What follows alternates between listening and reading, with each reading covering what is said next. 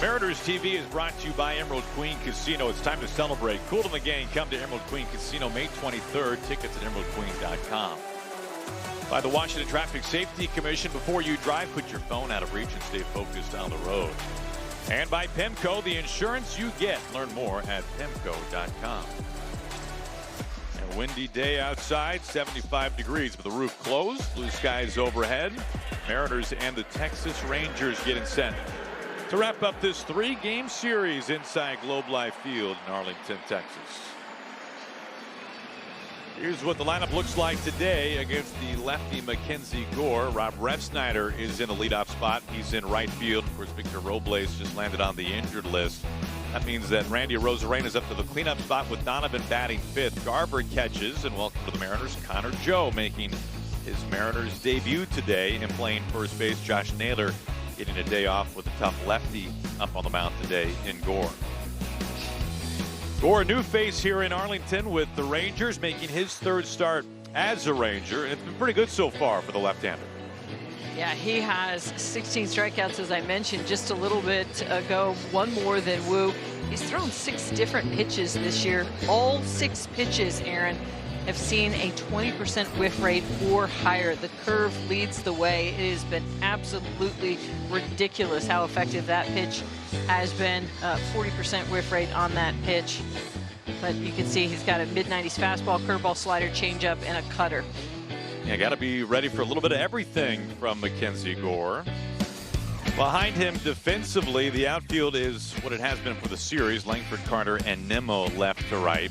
Meanwhile, Duran earns himself another start. He's at third base. Danny Jansen back behind home. He started game 1 and last night off. It was Higashioka who caught it at the clutch 2-run home run for the Rangers last night. Well, the Mariners are trying to find a way to jumpstart this offense. It has been a lot of, for the most part, low scoring and certainly close games. And if you take a look at what opposing starting pitchers have done the last 8 games, so that's the Yankees, Angels, and this Rangers series, Ange, it's a 1.24 ERA against opposing teams' rotation the last 8 times out.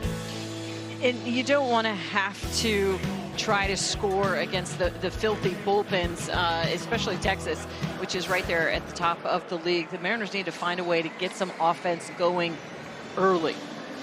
Now, it is worth noting as we take a look at some really tough numbers for the Mariners.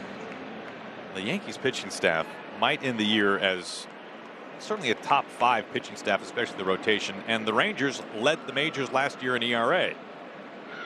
There's Rob Refsnyder leading things off and looking at a strike. So although the Mariners need to be better, it has not been easy in terms of the quality of competition for them out of the gates up on the mound. The 0-1 from Gore to Refsnyder. He checks the swing. It's a strike.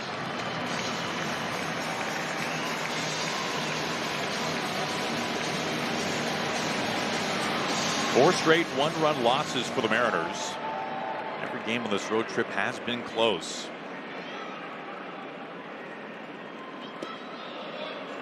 Mariners winning the first game of the trip in extra innings. That was the 10-inning win. A game that was scoreless through 9, and the Mariners won that one 3-1.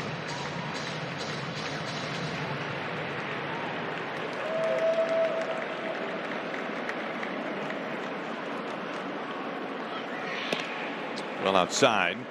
2 balls and 2 strikes.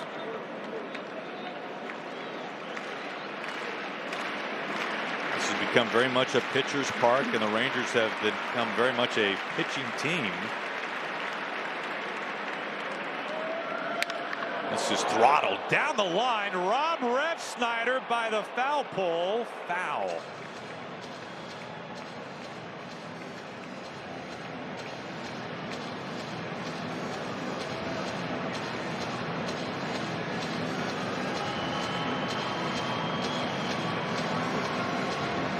Well, the Mariners last year, one of the best home run hitting teams in baseball.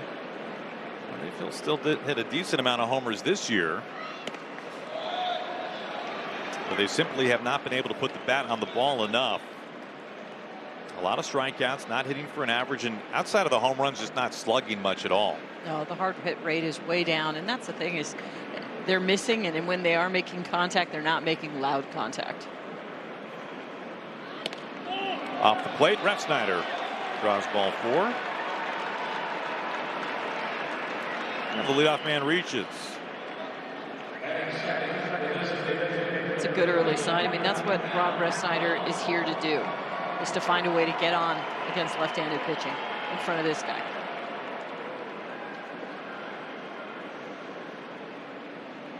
Cal a home run in game 1 off of DeGrom. RBI knock last night. And he takes inside for ball 1.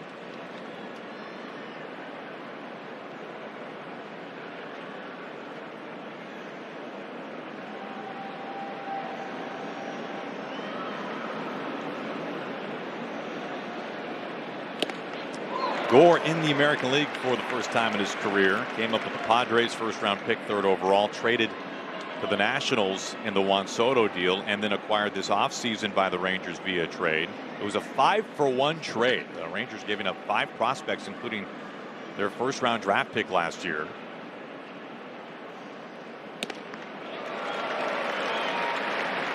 Ball and 2 strikes to Cal Raleigh. Mariners are facing Gore for the 3rd time. They've actually seen him each of the last 2 seasons pitching for the Nationals, and he has really dominated the Mariners. Just 1 run over 13 innings in those 2 starts. And then Walker Refsnyder, only the 2nd he's given up to a Mariner hitter, compared to 16 strikeouts.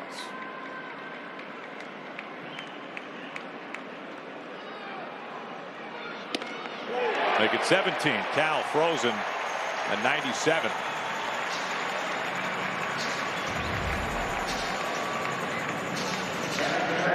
Something that Danny Jansen has used to describe his fastball: explosive and deceptively explosive. And you saw Cal Raleigh there just looked a little bit off guard at 97 miles per hour at the bottom of the zone. Here is Julio. And when you see Cal taking a fastball even at 97 over the plate like that, does that make you think he was thinking something else was coming? Was he looking for something else, do you think? I think he was thinking up in the zone just by the way he kind of froze with that location of that fastball.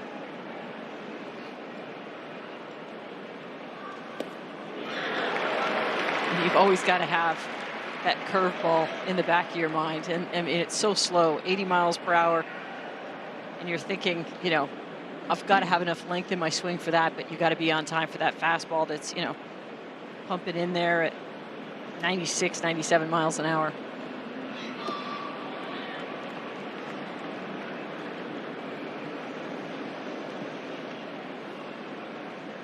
Two balls and a strike to Julio, batting with 1 out and 1 on.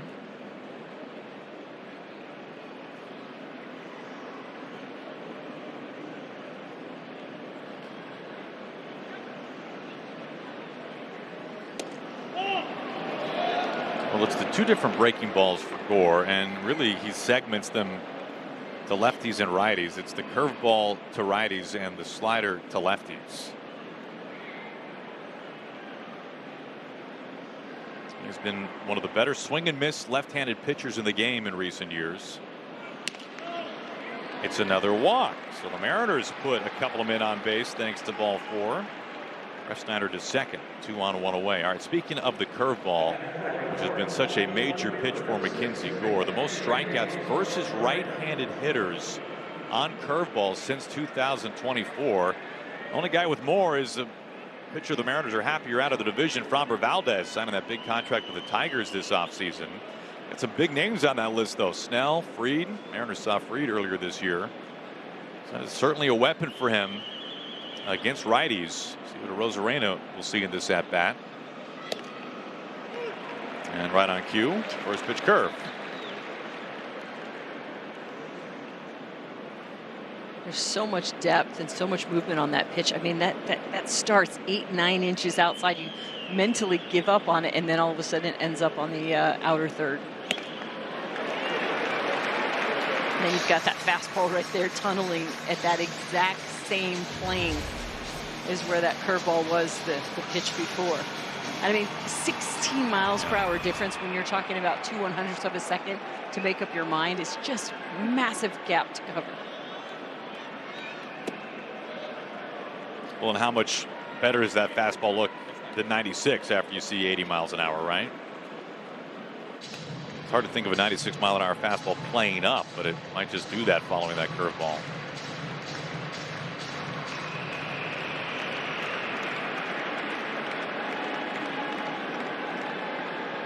Gore steps off.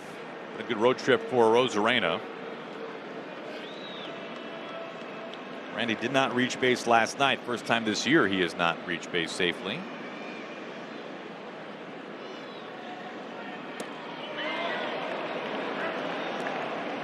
He does not go. Takes a curveball low.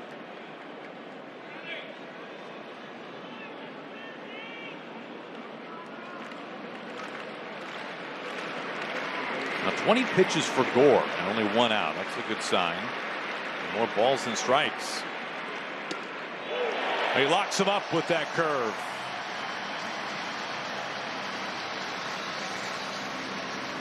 The Mariners don't need this type of frustration right now. Coming into today's game, they're hitting just 141 against breaking balls, and they're facing a guy with one of the best. Yeah, so curveballs to the righties, sliders to the lefties. We'll see what Donovan will face here, batting farther down in the order with the southpaw on the mound. Donovan a home run in last night's game, his 3rd of the season, his 2nd leadoff home run to begin a game. You see the 2 strikeouts already in this inning. You got Cal Raleigh on that low fastball, and then Randy looking on that slow curve.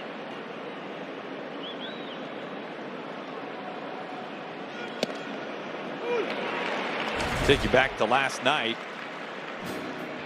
And people were still settling in. First pitch of the ball game off of Eovaldi. Turns on a heater. And sends that over the fence.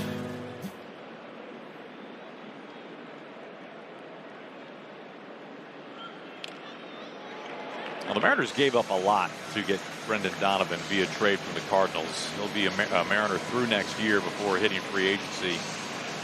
But he has been as advertised in his early days with the Mariners. Exactly what they were expecting, if not more so. Yeah, more so. I didn't expect to see the power that we've already seen from him in the home run column. Looks this foul.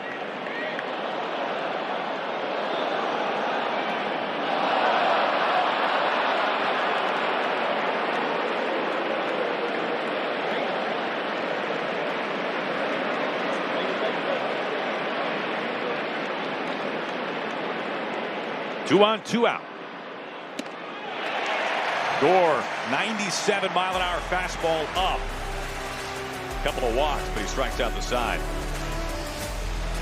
First year manager for the Texas Rangers once again has Brandon Nimmo leading things off. Corey Seager's got some pretty good numbers in a small sample against Brian Wu. He'll be hunting a fastball, 6 for 9 with a couple of home runs. We see a lot of Jock Peterson when the Mariners face the Rangers. The left-handed DH is in there every day. Same with Evan Carter. Their center fielder Danny Jansen returns to the lineup, batting 7th and doing the catching. A pretty balanced lineup left and right to face Brian Wu today, making start number 3. It's hard to know what to make of Brian Wu. He's gotten it done 2 very different ways through his first 2 starts. The one thing that's been constant, he's been good. He fires a first pitch strike, something that he is so known for, to Brandon Nimmo to begin his day. Again, going back to the different ways he's gotten it done. His first start, he threw that over 70% of the time. Second start, a little bit more normal, around 45% for that four-seam fastball. So far here in 2 pitches, 100%. Well, it faced a lot of lefties in that Guardians lineup, and more righties against the Angels. Nothing in 2. Nimmo, who's off to a nice start, acquired this offseason by the Rangers from the Mets. Marcus Semien sent to New York.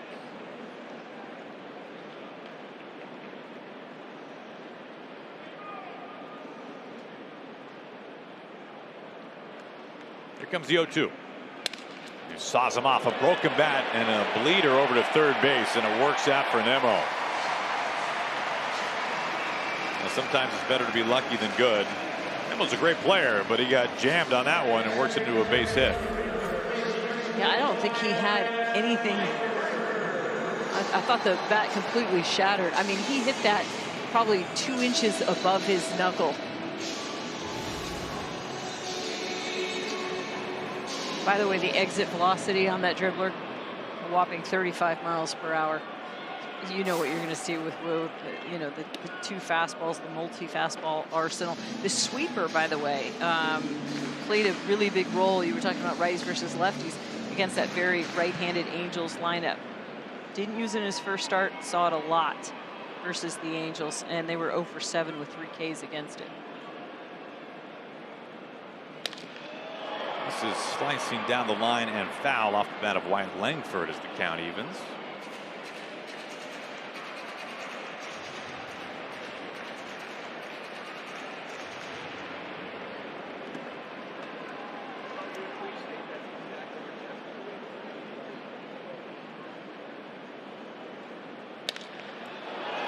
Out to right field.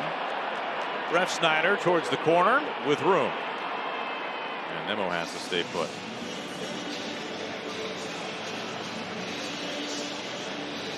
Bryan Woo, last year the Mariners' best starter. He was an all-star for the first time in his career, finished 5th in the Cy Young. He led the Mariners' rotation in innings pitched and ERA. He nearly struck out 200. He was just 2 shy. And there was hardly a pitcher with more quality starts in baseball. He was tied for 2nd. 1 out, 1 on. Here is Corey Seager. Maybe not a surprise he doesn't throw him a first pitch fastball.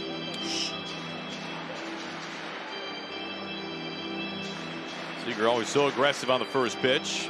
As Wu tries to backdoor slider and misses.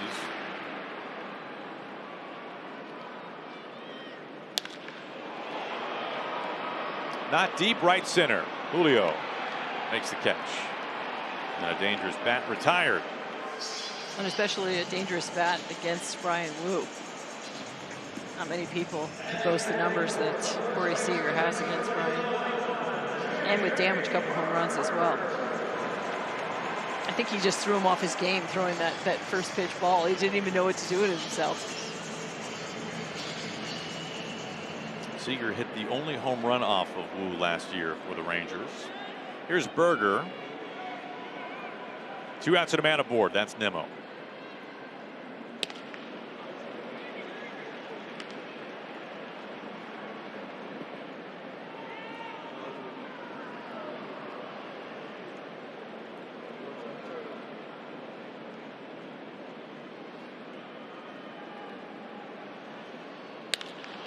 A rocket out to left field. Randy backing up and ballpark holds it. 3 fly ball outs, and Berger, yeah, frustrated. You can understand why. Works out for the Mariners and Wu.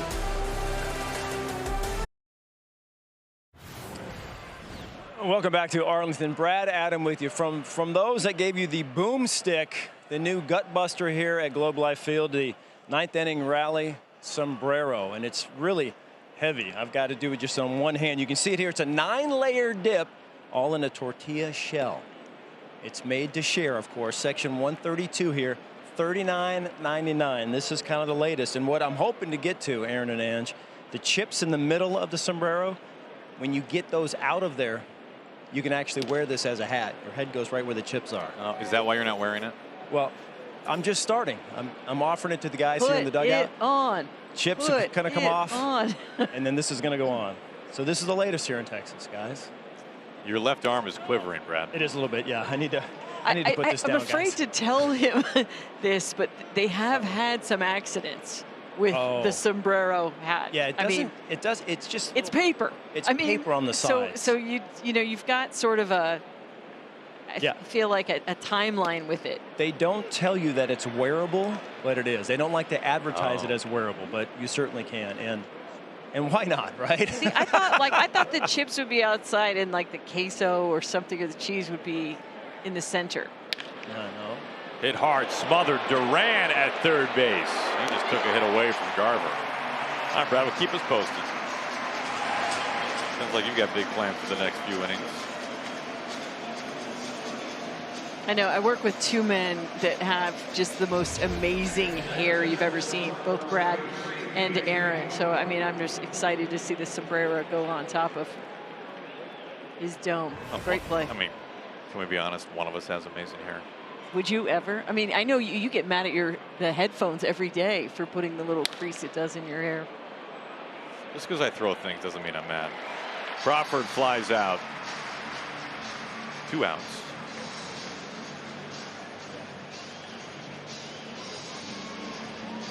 No score, top of the second, and the Mariner debut of Connor Joe.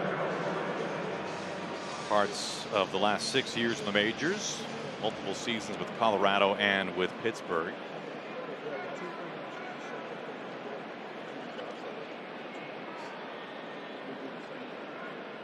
Victor Robles unfortunately landing on the injured list, a pec injury that was suffered yesterday throwing to the bases in pregame work.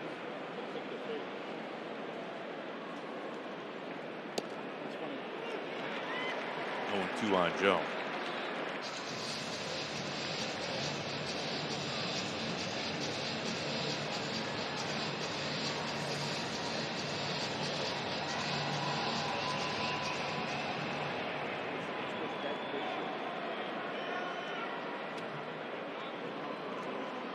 Joe getting the start today at first base. Josh Naylor getting the day off. Trying to rest a left-handed bat against a really tough lefty in Gore.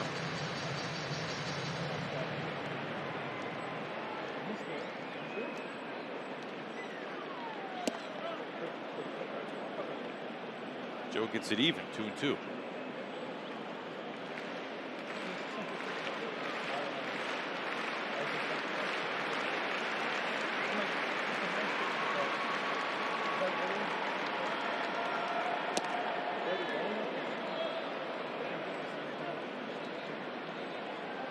Gore has walked 2 already. A lot of 3-ball counts early on from Mackenzie Gore, his second this inning. But he's able to work the strikeout. He's always got that in his back pocket. The curveball gets his 4th strikeout. He retires the side in order. Mariners and the Rangers scoreless. Yeah, that's what it looks like. You got 40 bucks on you? Bottom of the second inning, our Steel scoreboard, 0-0 Mariners and the Rangers. Final game of the series. Mariners trying to salvage things here in Arlington. Jock Peterson leads it off, facing Brian Wu.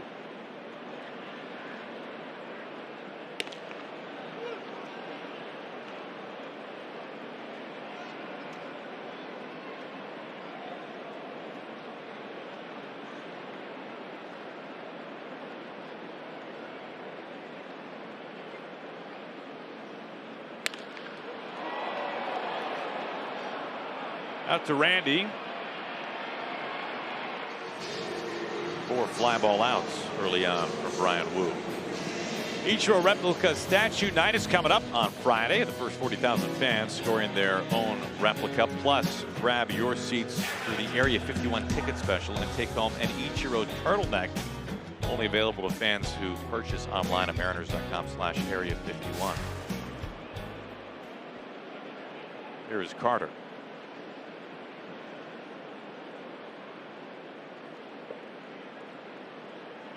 Back in the day, just ask that man. The turtleneck was a big deal. I mean, Ichiro popularized it. Dan had a turtleneck. Is it turtleneck or, I mean, it's a mock turtleneck? It's a baseball turtleneck. Yeah. It's as turtlenecky as the game will allow, right? Oh, I don't know. Maybe Ichiro. No, I've seen full. Yeah. I remember as this being challenged. The catch is challenged. Carter thinks this is a strike. Seattle still has 2 challenges remaining. So a good challenge, as that is called a strike. Garver doing the catching today. There's a spring training game a couple of years ago. It was really cold, and Dan broke out the turtleneck. And when you say he broke it out, you mean like unpacked a bag from 1988? Yeah, exactly. And broke it out? Yeah, we got dusted the mothballs off of it. But didn't he have a really hard time finding a Mariners mock turtleneck? Well, I can tell you this, they are not widely available anymore. And we know that because years ago when Colt Emerson, he of the long-term extension with the Mariners, played in the spring training game, we noticed very young Colt, this was his first spring training. He was in high school the year before. We noticed that he was wearing a Mariners turtleneck, with the Mariner logo on it and everything. Everything in the air so far against Woo, keeping those guys busy out there. This time it's Julio, 2 outs. And we asked Colt, he's just a pup at the time, we said, where in the world did you get this old school Mariner turtleneck? And he said, I bought it on eBay. And it was a size too small, so he cut the sleeves off of it to give him a little more wiggle room. So yeah, he was rocking the old school 2001 Mariner turtleneck from eBay. Somebody from who knows where.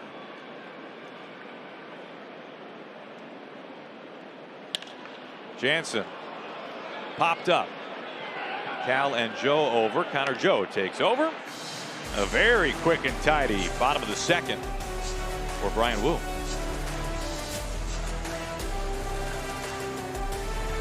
It's our final day in Arlington. We're going to miss this guy. I'm going to be so sad. Mariner Hall of Famer Jay Buhner, who for the first time has coordinated with the booth, which is very impressive, Jay. By pure accident, by the way. I got the text. Thanks for finally including me. Appreciate it. Love you guys. Hey, good afternoon. It's good to see you as always, Bone. Good to be seen. Let's get these guys going and get some hits going, string a few together, and get a little support for Woo, who's picking right up where he left off from last year. I mean, he's amazing. This whole pitching staff has been amazing. And they need a little love, boys and girls. Here's Cole Young leading things off for the Mariners. No score beginning the third inning. One of the few lefty batters in the lineup today against Mackenzie Gore. Finds this off foul. No walk in the park facing this guy. The pitching matchup in this series have been incredible. And if somebody told you that it'd be back-to-back one-run games to begin this series, low-scoring games, that would surprise nobody. No. I mean, they have 4 guys that could potentially be Cy Young candidates. So the Mariners, a whole staff. So runs are going to be a premium, as we've seen.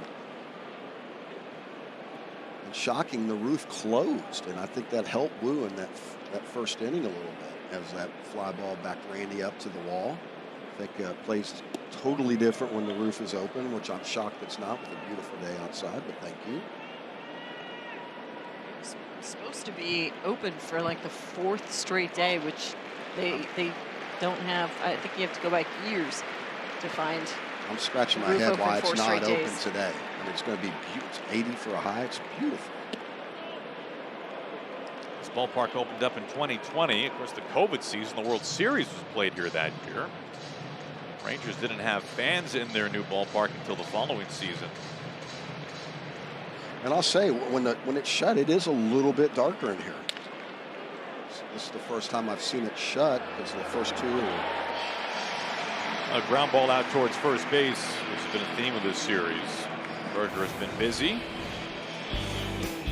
Well, we've got the Humpy Shoulder Plush coming up, presented by Microsoft. Saturday, Mariners take on the Astros. First 20,000 fans will take it home. Mariners.com/tickets. And I got my 3 on hold. Thank you, Ange. They heard us talk about it last night. And thank you, Mandy, out there. First time through the order, a couple of base runners for the Mariners. Refsnyder was one of them. Mariners are without a hit the first time through, a pair of walks. It's a strike. Good to see the Mariners make him work. Gore has 3 walks in his first outing, didn't walk anyone in his last outing.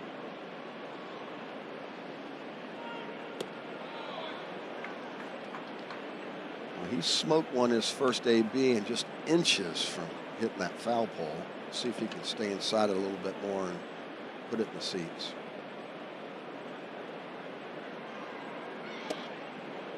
That moves him back.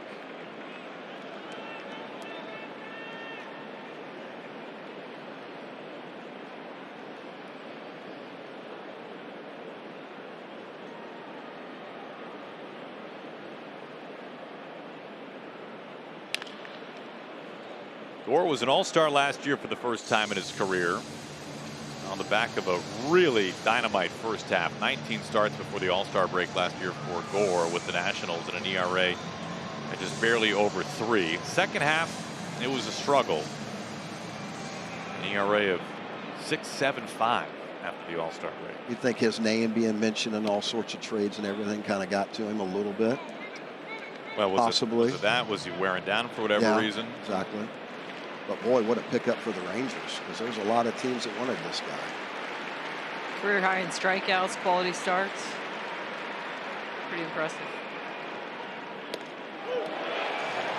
Strike 3 called. That is the third punch out looking by a Mariner already.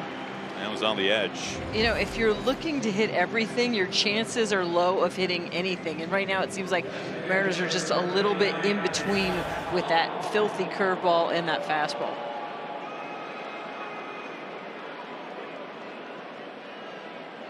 Well, speaking of fastball, I'm going to see Cal just locked in on fastball and go get it.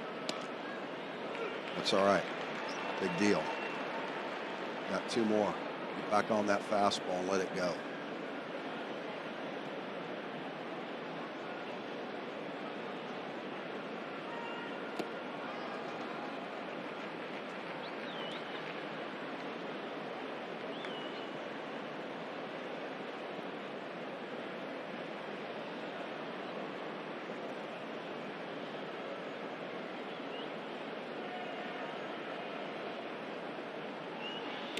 We were kind of taken aback in Cal's first at bat that he took 97 over the plate for strike 3. What did that say to you when you saw him take that pitch? That he was sitting on some off speed, obviously, because it's center stripe. And right here, he went fastball, fastball, fastball, first AB, and he's done nothing but off speed this at bat. Ooh, and that was close right there. So he's not falling into a pattern. So Cal's like going, good grief. Cal calls time, steps out. I like it. Take a deep breath, collect your thought, get back to your game plan, get locked back in on the fastball, and adjust to the off speed. Trust your eyes, bud. Atta boy. Quick one hopper, and it was a heater, and Cal is out. Rounds out to Seager at short side, sat down in order for the second straight inning by Gore.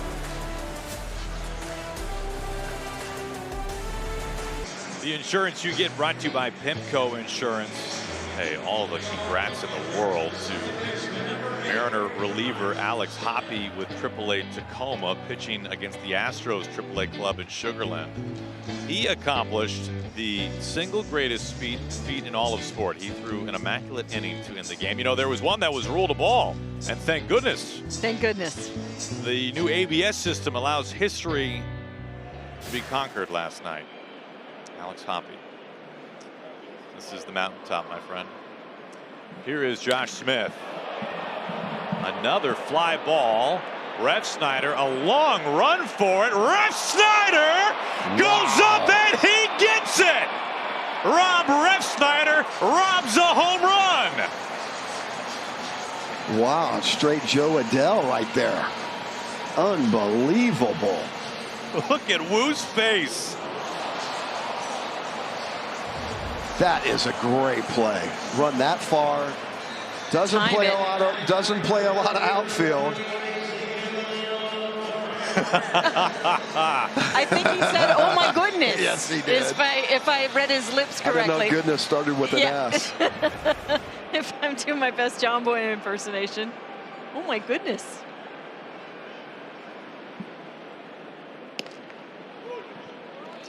First pitch strike to Duran. Again, I'm going back to the roof being closed. Thank you. What a catch. Unreal. The timing there, knowing how many steps you got on the warning track, and then know where the wall is, and thankfully the wall giving. 0-2 on Duran. By the way, Joe Adele's glove has been sent to Cooperstown. Has Really? it? He actually gave it up. I was going to ask you about that. There is no way I'm giving up my gamer. It ain't happening. I still Maybe at have the end of the year or I still something have like my that, but gamer. not- I used my gamer the last 3 years. I mean, it was the same glove. There is no way I'm giving it up. I'm like, I don't care what you pay me, I'm not giving it up. How often would you, I know that was the end of your career, but for the bulk of your career, did you have a new glove every year? Did you start breaking in a new one on a every other year basis? How did that work? I would have 2 backups. I'd have my gamer and then 2 backups, but I never used my gamer during BP. I always used a small infield glove, so I was doing all my shagging and everything in the outfield with a smaller glove, so there's no room for air. You got to see things in. And my gamer only came out at game time, and no one else. You better not touch it. Do not touch my gamer. It lasted me usually. The leather I used, Rawlings, was awesome. I'd have one all year for sure, but like I said, I used my last gamer for my last 3 years. So you used a smaller, like an infielder's glove? I used an infield like 11 glove. and a half or something? Absolutely. Do all my outfield drills, did all my close-up work, just like infielders do the same thing in the outfield. And then that forces you to see everything on ground balls and fly balls and everything. And then when the game started, you had more. You go back to your gamer, it's a little bit bigger, gives you a little, not a Luis Polonia size gamer, but if you guys remember him, they ended up fake glove because it was too big. But go back to your gamer and you got some room for air, and it saves your gamer. It makes it last a little bit longer. Because nowadays, this leather they use, it's so soft. I mean, a lot of guys probably go through 3-4 gloves a season. But for me, I used a super thick leather that was twice as thick. Took a lot longer to break in, but once it was broke in, it was good as gold. Well, Julio racing after this, and it's over his head. Short hops the wall, Nimmo into second base, and he'll hold with a double.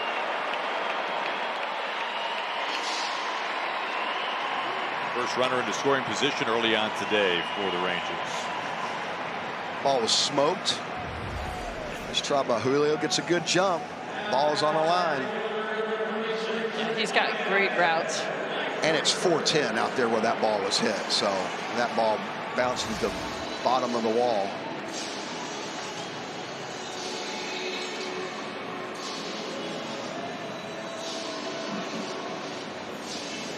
Two outs and a man at second for Wyatt Langford in a scoreless third.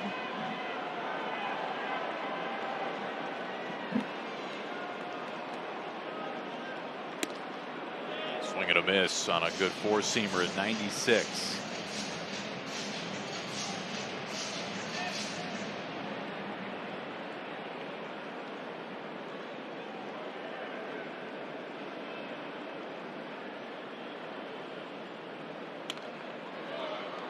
Right back after him.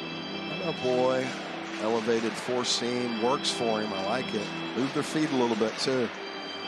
They're aggressive. Who would you say, like maybe Pedro would be like similar to the way, you know, his ability to kind of have that ride on that fastball and the way hear like it rises, and the way he hides it too. It works for him. Well, he's got such a crazy low release that it's almost shooting up at you. Plus, they know he's around the plate, so they try to be aggressive, and it works even more when you do that right there. Well, he goes around. He went right after Langford with that four-seamer and puts him away. Strands the Nimmo double. Scoreless after 3. Welcome back to Arlington. Brad Adam with you. Carlos Cardozo right in front of me, the third base coach, new third base coach for the Mariners. Kind of a homecoming for him. He managed for 10 years in the Texas Rangers organization, including the last 3 in AA Midland. And he had guys like Wyatt Langford and Evan Carter. Didn't have them for very long because he said they were really good and he knew that they were going to get promoted really quickly, and they did. Talked to both guys about Cardozo, and they said the same thing. Fiery guy. Certainly has his players back. You see Evan Carter coming over and saying hello to him today. As for Cardozo, happy to be in Seattle. Said he loved his time in Texas, but he's ready to beat the Rangers. So I like his mentality already. And welcome to Seattle, Carlos. Yeah, you know, we talk all the time about players coming up and making their major league debut and how big of a deal that is. But for a guy like Carlos Cardozo joining a major league staff, this is enormous for him. It's huge. I mean, to get that phone call is unbelievable and get thrown right into the fire, because the hardest job out there as a coach is being a third base coach. I mean, that's tough. That game is moving so fast. And I met him last year because my son is in the A's organization and coached against him. So watched him firsthand do his business over there at third in the minor leagues. You're a third base coach and the manager. So good for you. congrats. And his dad, I met him a couple of nights ago. Great man. Great man. I can see why he's so well respected. That's a 6th strikeout for Gore. And Cardozo really rose quickly through the Rangers system. It's the only organization he had been a part of until joining the Mariners this offseason. Managed at 5 different levels, and he was slated to manage their AAA team this year. He was being promoted after a few years managing at AA in the Texas League. This is fouled away off the bat of Arozarena. Carlos was born in Puerto Rico, grew up in Atlanta. When he got done playing as an amateur and he was in the Atlanta area, when he got done playing in college, he had a neighbor whose friend was, pardon me, a neighbor whose son was playing on the local high school team.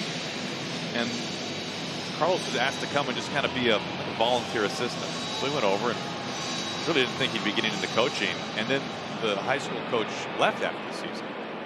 And Carlos was asked to be the head coach. A mentor of his sat down with him as soon as the season was over at like a Waffle House and said, Carlos, you need to stop everything you're planning on doing with your life and you need to go into professional coaching. This is your calling. Randy swings and misses a couple of strikeouts. Gore. And Carlos really hadn't ever thought of that, but his mentor was so passionate about this and had such conviction that Carlos started looking into it, and he realized that he might need to go to the winter meetings, which are held annually. All 30 teams and representatives from every team show up in a particular city. So Carlos booked a trip, booked a hotel, and after 2 days, he wondered where everybody was, and he realized he was staying in the wrong hotel. So he started walking across the street, and oh, here's where all the players and all the executives and potential coaches who are looking for jobs are. And he was able to meet somebody with the Rangers. And as Brad mentioned, man, he grinded his way from the lowest level of the minors all the way to AA, and now here he is on a big league staff. So congratulations to him. Earned those stripes, didn't he?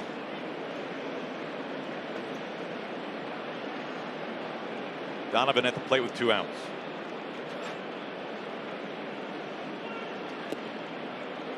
Gunner's had a much different route, but he's had to do the same thing in that grinding your way through things. Yep, and it's a grind. My son Gunner, he went to DR for 2 years and ran the A's Dominican Republic Academy and became bilingual and was off the grid for 2 years. And talk about putting in your dues. Woo. Donovan is saying, hey, can you please just appeal down to third base on the check swing? And Dan is hot about it. He's wanting the exact same thing. And a short fuse inside that Mariners dugout. No score. Corey Seager will lead things off for the Rangers, and you look at his hits against Wu, and he's got the singles the other way. The 3 blue, he's flipped the other way. Those are all singles, and the damage to the pull side, including 2 home runs. On some pretty fat pitches, too. That's why you got to move his feet, not let him get comfortable. This guy has definitely been a thorn in the Mariners' side. And balls for both first pitches in both at bats. You know he's looking to swing strike one. And Wu knows. It's all part of the scouting report.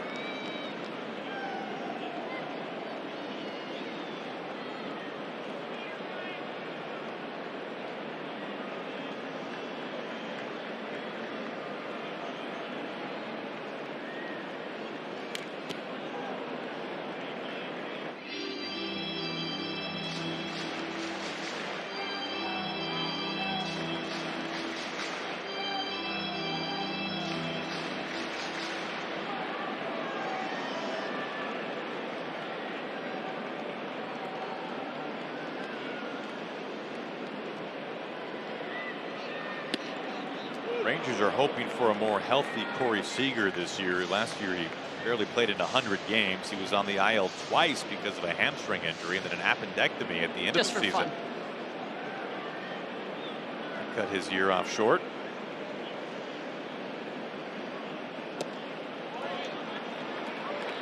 Full count. First 3-ball count from Wu today.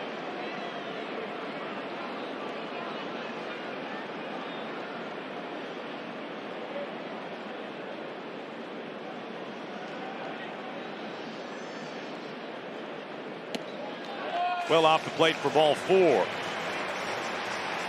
we saw Dan Wilson pretty hot on that no appeal of the check swing from our home plate umpire, Brock Ballou. You think if you're an umpire, I mean, umpires have a good feel for managers, right? You think if Dan Wilson is yelling at you as an umpire, you know that it's bad. I done messed up. Yeah. I mean, there's some, like if Aaron Boone yells at you, it's just hey, I'm probably doing my job okay. Yeah. And he stayed on that top step for a while trying to get his attention, and I tip my hat to the ump. He basically didn't make eye contact, and he stepped away. And all right, Snoqualmie Supermo. Donovan checked his swing. Donovan was pleading with Ballou to appeal down to the third base umpire. That's Alan Porter. And Ballou felt like he had the call on his own.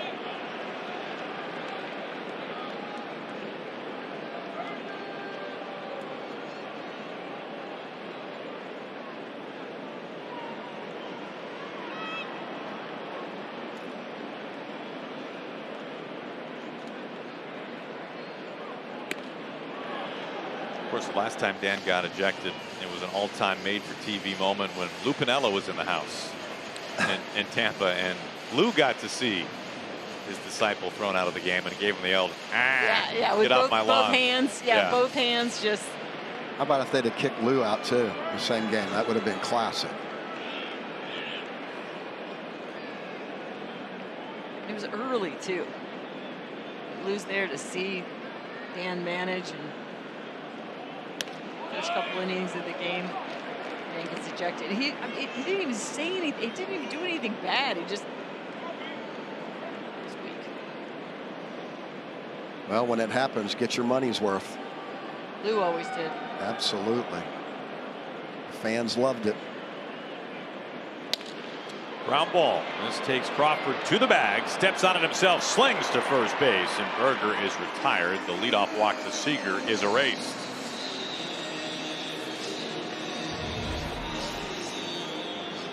Little two-seamer that comes back in on his hands. Good job. Over it, yeah. Absolutely. I love it. Nice job of pitching to Seager too, and then getting the double play. So nice job by JP too, coming across, making Seager get down. Bases empty, 2 outs. Here is Peterson. Peterson into center field. Julio drifting back there. After a leadoff walk, Wu faces the minimum.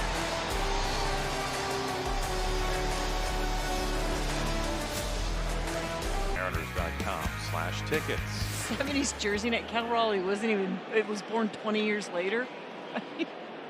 Throwback. Well, to be fair, are you going to do a Dan Wilson 70s throwback jersey night? I don't know how many options you got down there. I'm sure Cal approves. I like the old baby blue. Mix it up a little bit.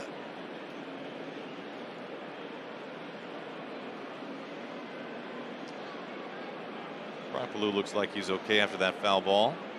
Garver leading things off for the Mariners.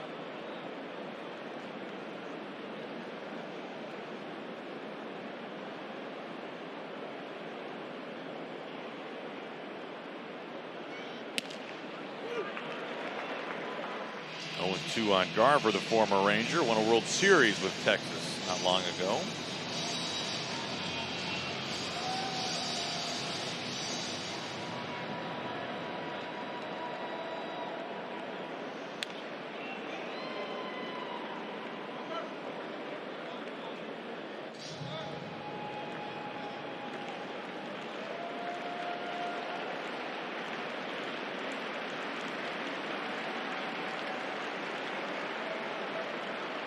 No score beginning the top of the 5th.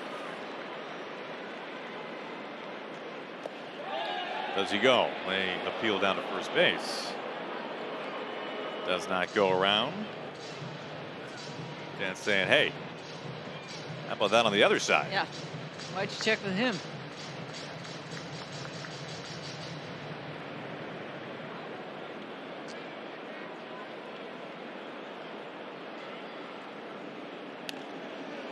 Fouled at the plate.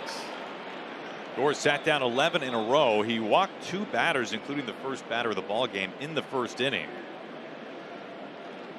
but it's been nothing since. Mariners looking for their first hit.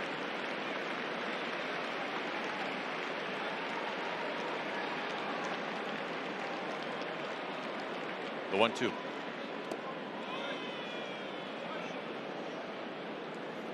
How'd you know he's going to throw a changeup? Just trying to speed him up. Hadn't thrown off speed, fouled off a couple of good off speed away, and then thinking he's going to come fastball, but pull the string on him a little bit. Just a cat and mouse. Just kind of thinking along with how he's throwing. It's jammed. Berger, and now Jansen. And yes. The catch is not made. Oh, it never fails when that happens. You follow it up with a home run. Oh, darn. Took a second for Jansen to find it, and then he had to. The eject mode. Yeah. Getting close to that net over there. Thought he might get a little bit of love from his first baseman, but a long way to go for Berger. Get on this heater. Come on. Attaboy. He does exactly that. Rips a base hit into left. The Mariners' first base hit today. It's the leadoff single for Mitch Garver. Back-to-back missiles by Mitch. Attaboy.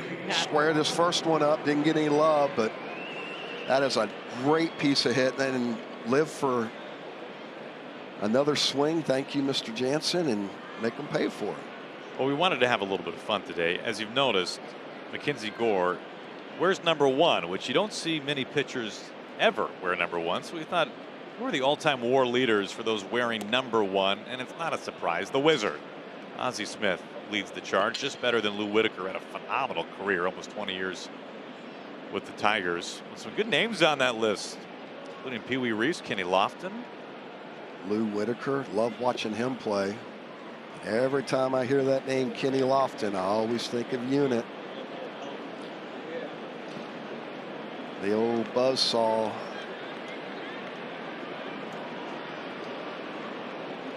Was he the one, if I wanted to throw at your head, is that? Yes, that's the one. Slider slipped out of Mr. Snappy, slipped out of his hand, and then the next one he said, okay, you want to get hit in the neck? Here you go.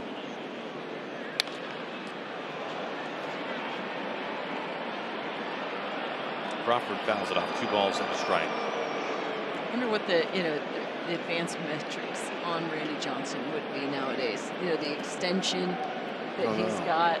I mean, that's the last guy I want to crazy. get PO'd at me, man, when he's on the bump. It's just sometimes you got to let him sleep. Don't wake him up.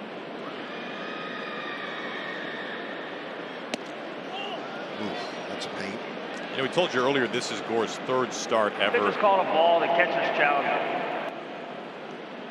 Jansen thinks this was a strike. ABS brought to you by T-Mobile, and it's on the Pitcher's corner. a strike. Texas still has 2 challenges remaining. That is just paint. Nothing you can do with that. no. 2-2. Very rare challenge from the Rangers. They've been the most passive so far this year in baseball in terms of using the new ABS system. JP goes fishing for that one. And a slider to a lefty. Such a good pitch. That's 9 strikeouts already for Gore. First one on the slider, and as you said, that's just because there's not a whole lot of lefties in the lineup today against him. And that last pitch before that set that all up too, so hard to lay off. 1 out, 1 on. Here is Connor Joe.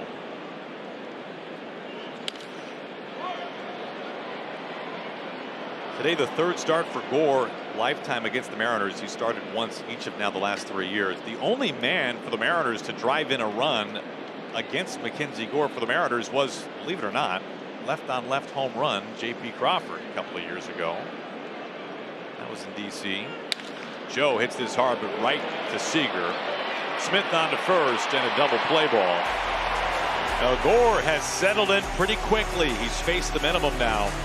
4 straight innings, just 1 hit allowed. Well, value games are a great way to come out to T-Mobile Park, and the Mariners have 27 of them this year, which means that you can pick up tickets for less than $12 on select dates all season long. The first value game is coming up on Monday. Mariners take on the Astros at 1:10. You can pick up your tickets to see the entire value game schedule at mariners.com/value games. It's a Monday day game against the Astros. Evan Carter leads it off. They got a little bit of a strange schedule this year. We have a Friday, Saturday, Sunday, Monday game, which is kind of strange and kind of is that unbalanced schedule. I mean, they go home for 4 games and turn right back around and go on the road. The World Cup in Seattle throws a little bit of a scheduling wrench into things. And Soto 0-2 on Carter. Well, both these pitchers are sitting in the rocking chair. They're both getting it and letting it go. And they are definitely in a groove. Who's going to break?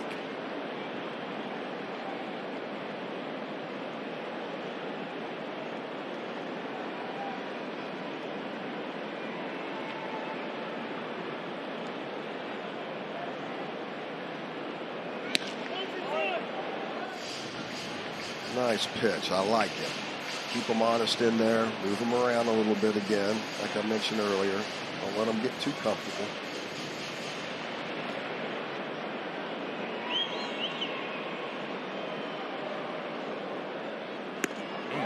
Good boy, Mitch. Get in there. Stay in there. I like it.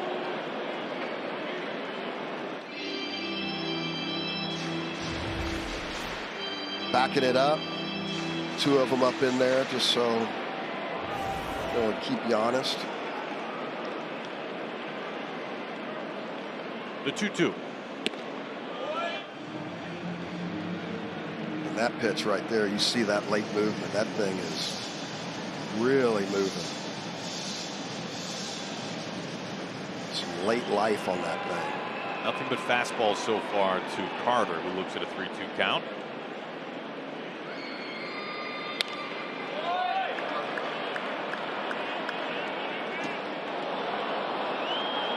See if he stands him back up right here. Coming back in. So many fastballs, so many 4-seam fastballs today. Over 70% for Wu.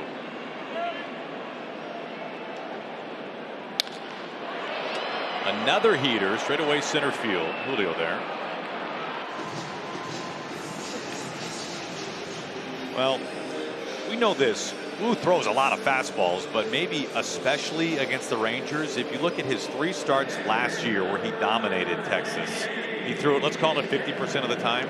They hit barely 140 against it without an extra base hit. And 14 of his 21 strikeouts a season ago against this ball club, the finishing pitch was the 4-seam fastball. Location, location, location. It just shows you. Why bother going away from it? Why complicate things? I mean, you look at opponent's average against, 143 versus that 4-seamer. In his first start of the season, we saw this. He threw the 4-seamer over 70% of the time. In his second start, 45%, so it dropped off quite a bit. And we saw that sweeper come in quite a bit against the Angels, all those right-handed batters.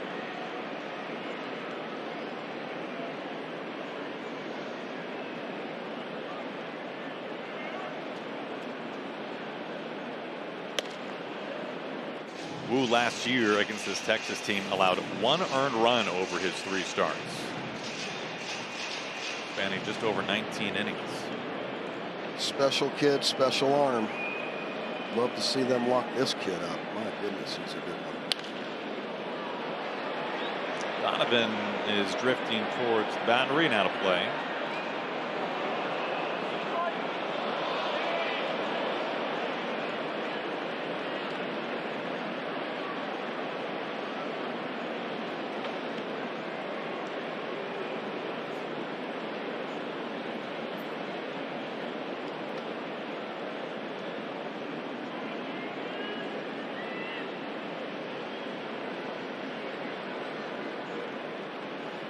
On a 1-2. Went to his bread and butter, that 4-seam elevated.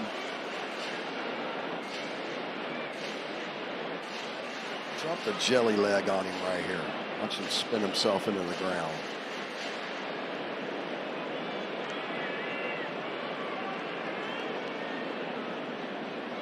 Well, try to go back up that ladder. Atta boy. Danny is It's hot. my goodness, Danny.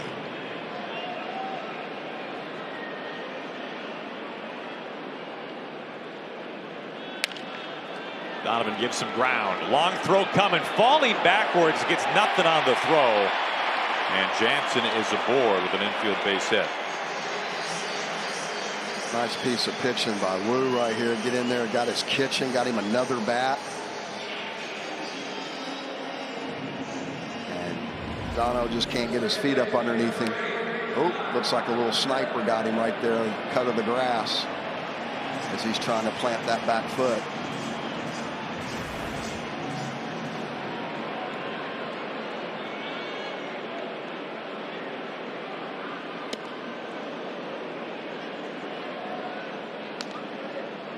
One out, one on Josh Smith, the batter.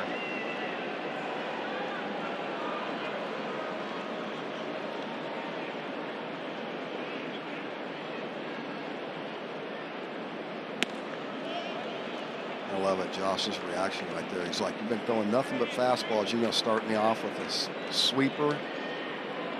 He's trying to ambush him.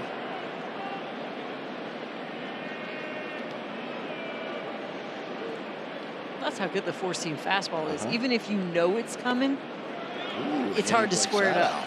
I mean, The last time that Smith was at the plate, he ambushed the first pitch, and Rob Refsnyder took it back. Robbed a home run from Smith in right field. 116 feet covered by Refsnyder. He's gone sweeper on him and then change up too. He's like, wait a minute, where are you? Why me? And he backed it up, doubled up on him. I love it. What a great game.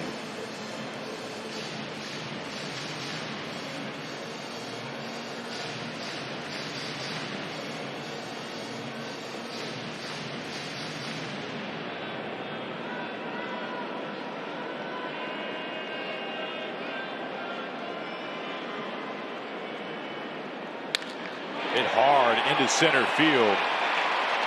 Jansen will hold at second base. Julio gets to it quickly. Rangers stack a couple of hits. 1 out, 2 on.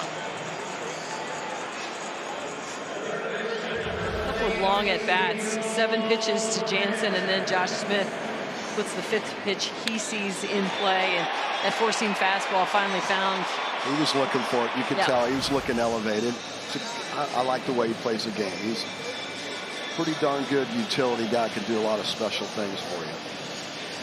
Nice job by Woo getting over at third base right there on the throw that was a little bit up the line from Julio, and he got back over there and covered third base because nobody was there. So after he almost had a yard sale with the third base umpire. And by that you mean almost ran into him? Well, he did run into him, but both of them stayed on their feet, luckily. Because I don't think that's going to hurt Woo. Well, the Rangers have their number 9 hitter Ezekiel Duran coming to the plate here. 1 out, first and second. We need that pitcher's best friend again right here. That would be that double play ball. That's right.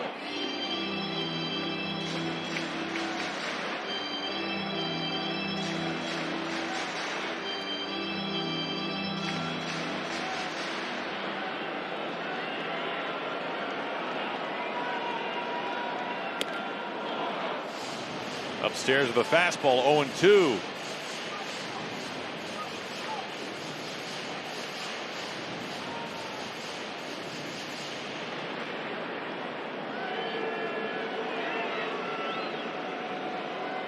I love the high center because you can really see what his four-seamer does. You know, if you have that camera angle from center field where it's off to the right and off to the left, you don't really get to see just how diabolical that four-seam fastball is for Woo.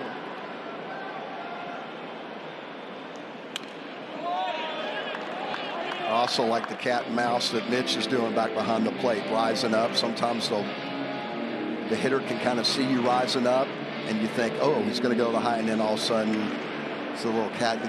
Actually not a four-seam fastball up, and right there he tapped on the ground thinking it was going to come inside.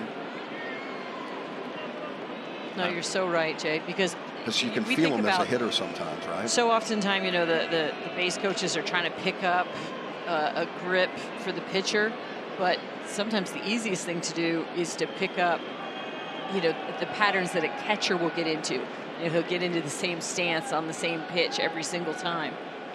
Garver likes to mix it up. This is into left field for a base hit. Jansen is being held, and the Rangers have him loaded up.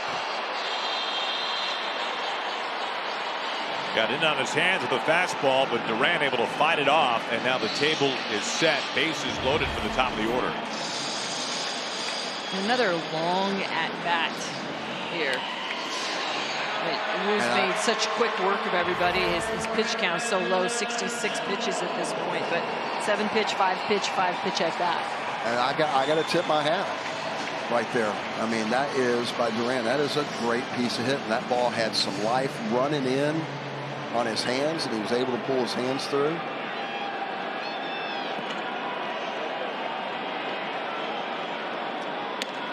Nimmo takes just off the plate.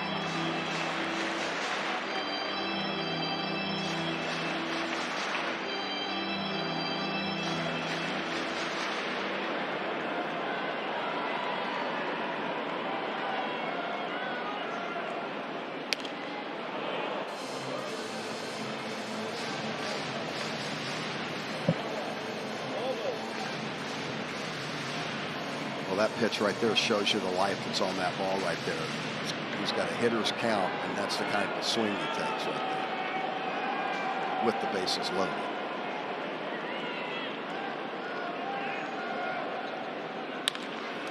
Slow ground ball. Joe charges, comes home, and Garver can't hold on. It's beyond his glove. Jansen scores.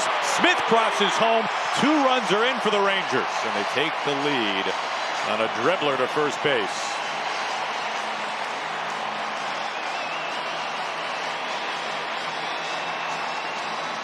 It was the right play by Connor Joe to come home,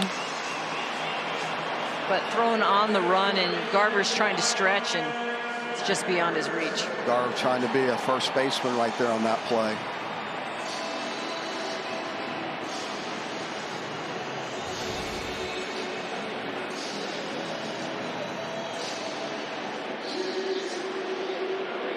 Joe has played a good amount of first base over the course of his career, over 100 starts at the position. We did see him working with Perry Hill before the game, going over a couple of things there with the Mariners infield coach, but it's not an unfamiliar position for Joe.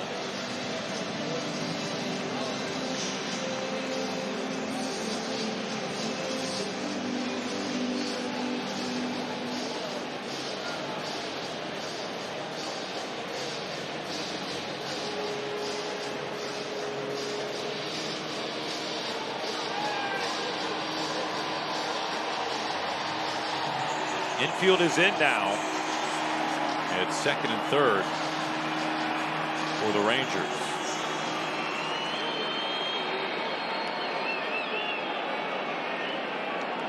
Langford at the plate, 1 out.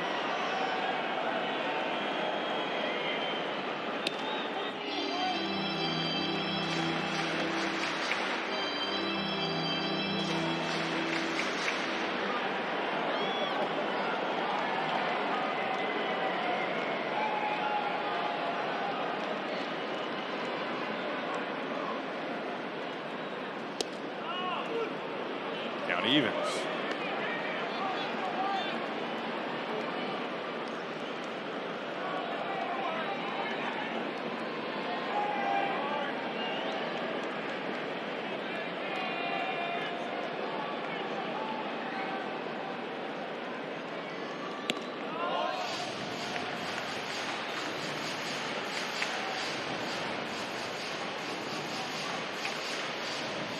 Well, in this inning, you have the ground ball by Jansen that Donovan could not handle it deep in the hole at third. And now the air by Joe. Damn, fastball on the hands.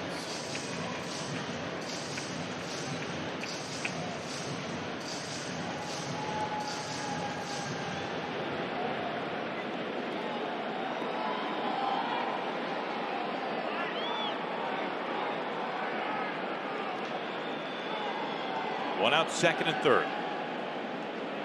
Would love a punch out here. 2-2. Come on. Just beneath the knees. Full count.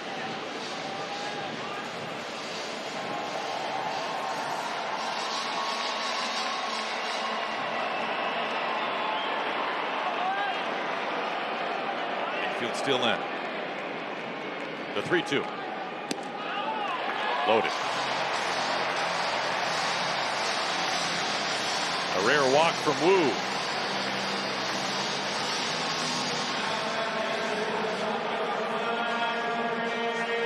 And now the bases are loaded for Corey Seager.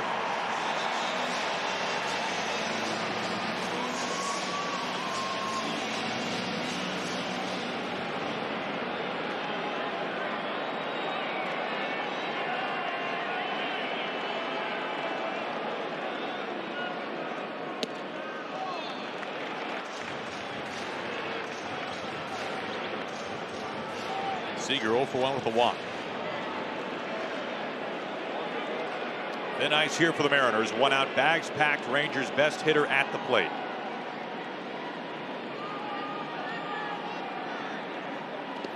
And it skips in. Garver keeps it in front of him. 2-0.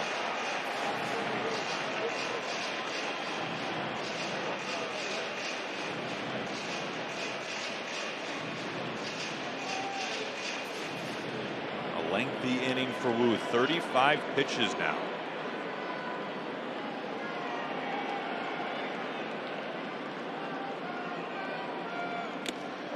Seager's the 7th batter this inning for Texas. Seems insignificant, but Mitch Garver blocking that slider in the dirt is huge. You know, gives Woo the confidence that he can, if he needs to, he can bounce that breaking ball, and then he goes back upstairs. 2-1. Attaboy. Find yourself back into the count. Win this battle. No, you can right here. Limit the damage.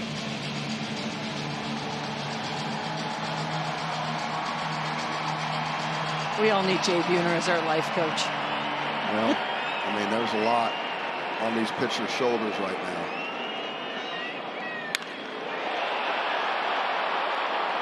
Plenty deep to get a run in. Julio calling for it. It's Duran at third base. It's a sacrifice fly for the Rangers. And now a 3-run 5th inning to extend the lead.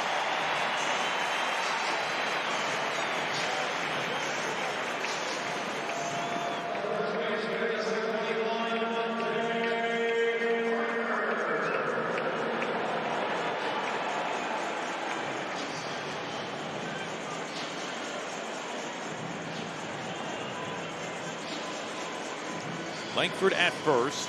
Nimmo remains at second. Berger to the plate. That was the first walk this year, by the way, for Wyatt Langford.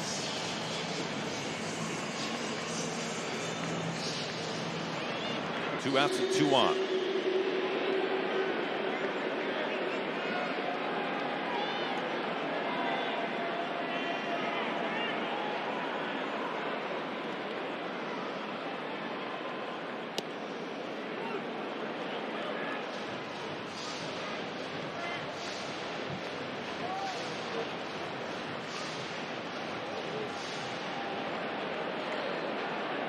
Berger, the 8th batter this inning for Texas. 0-2. Do it again. Triple up on it. There's no way he's thinking he's going to throw it. Nothing. No way. Back-to-back sweepers.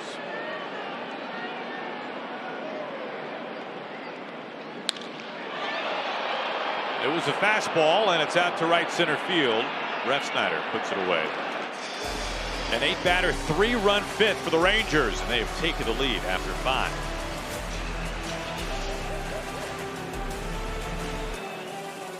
Counts. You look at the first pitch strikes, 12 of 17, and where he was particularly effective, and we knew that going in, was the curveball. 5 strikeouts on that curveball, including 2 to Randy Arozarena. Yeah, maybe a little surprising, just 82 pitches for Gore. He was about to face the lineup the 3rd time through, 9-1 and 2 due up for the Mariners, but he has been dominant. At one point, retiring 11 in a row. 9 strikeouts through 5 innings. Well, thank you. That's what I would be saying, especially as used as that bullpen's been. Huh. So it is Chris Martin who takes over, his 6th appearance of the year. Big league veteran. His 2nd year with Texas. We've been talking about how good this Texas Rangers bullpen has been, and Chris Martin might be the one exception, if you will. 4 innings, 4 runs allowed, lefties and righties both hitting him. Cole Young leads it off.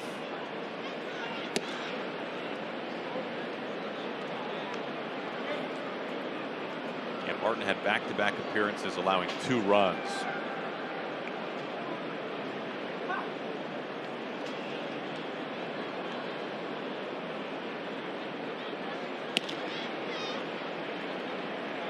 That has blown up his numbers a little bit to begin the year, as it will with any reliever this early in the season.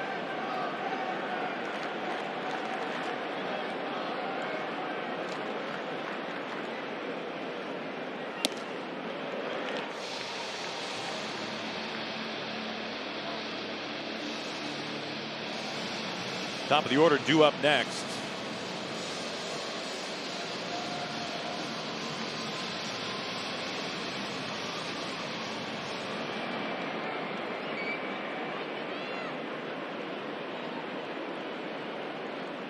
Two. And Young strikes out. Now a message from Jack in the Box. Get my new Smash Jack Sliders Munchie Meal for a chance to win $75,000. Welcome to Jack in the Box. Young strikes out. 1 down. Here is Refsnyder, a rare right on right for Refsnyder. You think about this Rangers bullpen that's really been taxed heavily the last few days. They were down a number of lefties yesterday, leverage lefties, who you assume will probably be available today. Robert Garcia certainly one of them. Well, this ball is tagged on a line, but an atom ball to Carter in center field. So you can understand why Dan might want to keep Refsnyder in there.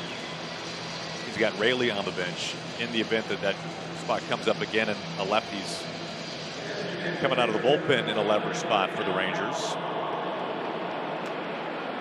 And again, this Texas bullpen has been very good, first in the American League in regards to ERA, but they've had to throw a lot of innings, over 42 innings, and the Mariners aren't too far behind them with 36, 2/3. Cal near the line, second baseman Smith. Martin pitching a lot like Gore right there, retires the side in order. Let's check in with our good friend Brad Adam. Oh man, the nacho hat is not looking structurally sound. Yeah, let's see it, Brad. Come on. Man, Brad's been doing some work down there. That is a professional. How long did it take him to eat the chips? I warned him about this. This thing was going to disintegrate. And you're just getting it on your head now? I think Brad got a college degree to do this right here. Well, I just want to know, is that a rally hat? Because that's what we need. Well, somebody was hungry down there. Technically, rally sombrero. But yes, that is literally the name of it. So you do what you need to do, Brad, for the team. Wu is done. You don't often see Wu go fewer than 6 innings, but that happens today. It was a very taxing 5th that shortened his day. Yeah, 41 pitches alone in that 5th inning there. And he was cruising before that. 10 pitches, 8 pitches, couple 12 pitch innings, 41 pitches in the 5th, ends up ending his day. First time we are seeing Andrew McCutchen in a Rangers uniform. The Pirate great. He is batting for Jock Peterson with Ferrer on the mound.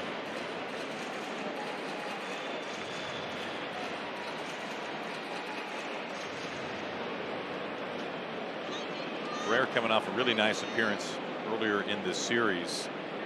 A couple of strikeouts, retired the side in order on just 12 pitches. Garver waiting for this one to come back down. McCutchen retired. Ichiro replica statue night is coming up on Friday. Don't miss your chance to score a replica of the iconic statue coming soon at T-Mobile Park. Available to the first 40,000 fans, plus 20 lucky fans. Look at a replica signed by Ichiro himself. Tickets at Mariners.com.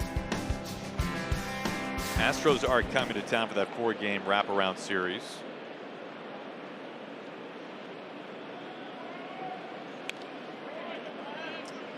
By the way, an update on the Astros, who have lost Hunter Brown because of a shoulder injury for weeks, probably more than just a few weeks. He's been shut down for that long.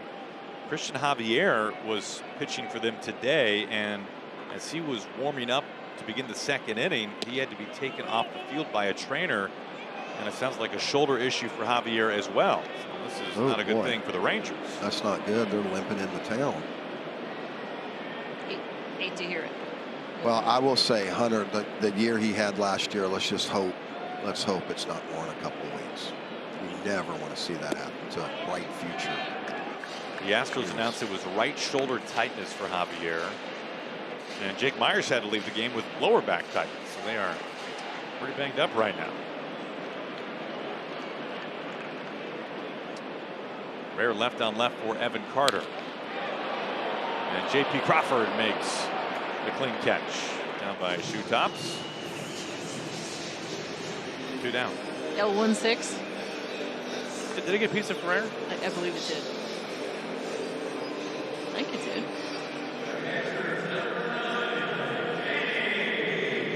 Saying didn't touch it. That's a pretty boring put out then.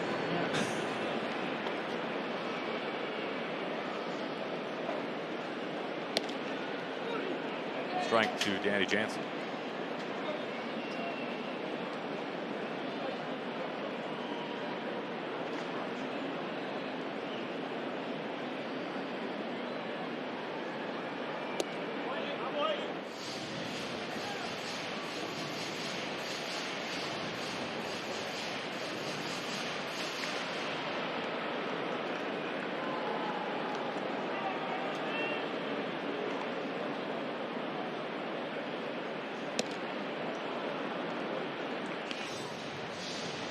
Rangers got off to such a great start to begin the year and then went on a slide, but have been able to take the first 2 games of this series. Mariners trying to avoid the sweep today.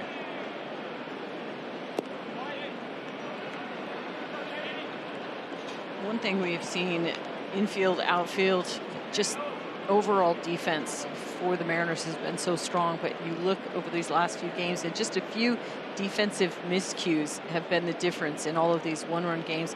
This is, you know, a little bit bigger gap right now, but of course Rangers never score. They're able to make that play on the slow dribbler to Connor Joe. Fly ball out to center field instead of being a sac fly ends up being an out.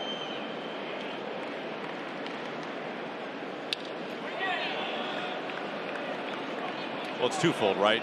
The Mariners haven't had the cleanest defensive series so far, even on things that have not been ruled errors. And at the same time, they've scored a combined 3 runs so far. So it's magnified because of that. Refsnyder took a run away with his home run robbery. Mariners aren't helping themselves out by making all those little things magnified so much. There's just been no margin for error, I guess, is the bottom line for the M's as of late. Well, and on the offensive side of things, and scoring runs in these tight ball games, it's the productive outs. You know, this was something that they were not good at last year in regards to having productive outs, and then this year, you know, finding a way, they're getting them on, but not getting them over and not getting them in. Well, Jansen's taken off. Garver's throws on the money. Is it in time? Yes, it is. Jansen cut down by his counterpart behind the plate. Garver on the money. No challenge from the Rangers.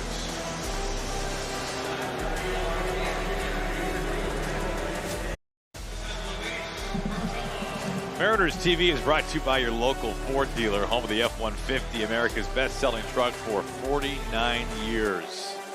And by Steel Battery, quiet, powerful, ready for your yard. We got the boomstick being worked on here. That is a gut bomb right there.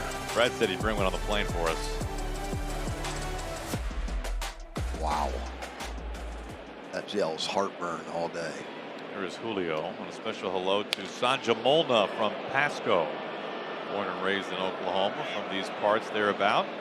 Taking this one in tonight, or this afternoon rather.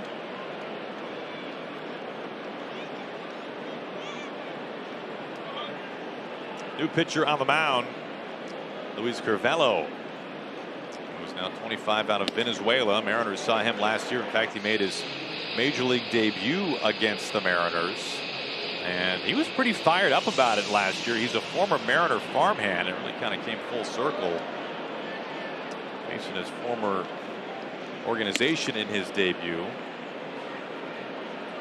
He joined the Mariners organization as a 17-year-old.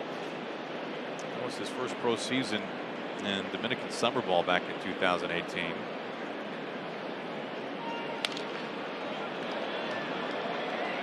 Pitched in Everett, pitched in Arkansas in Double-A, and then eventually joined the Rangers organization, and has found his way to the majors.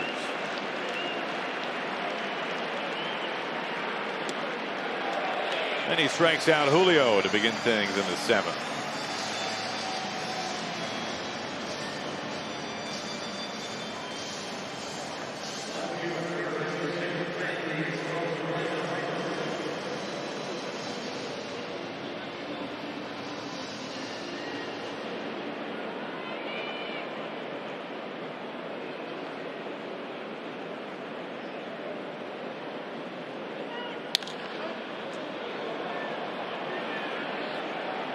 On the first pitch, it's Nimmo in right field. 2 outs.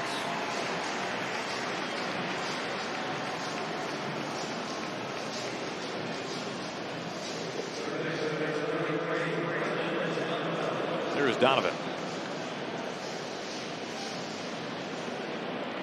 Mariners have 1 hit so far tonight. That was a single by Garver back in the 5th.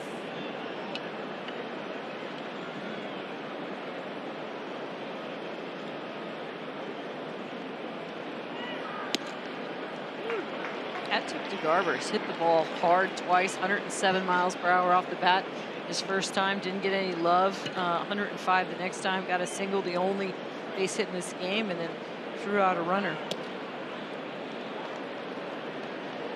Making the most of his day in the lineup. He's on deck. He's the only guy in the Mariners lineup too that has not struck out yet.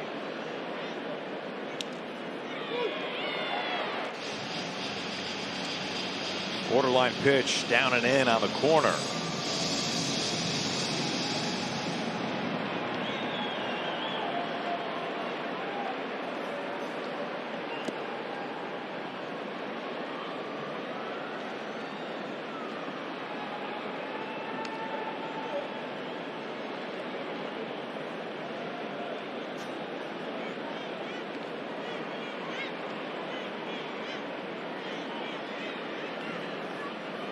Two outs, nobody aboard.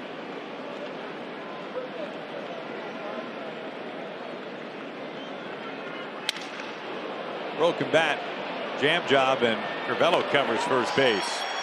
And every inning but the first, the Mariners have sent the minimum to the plate.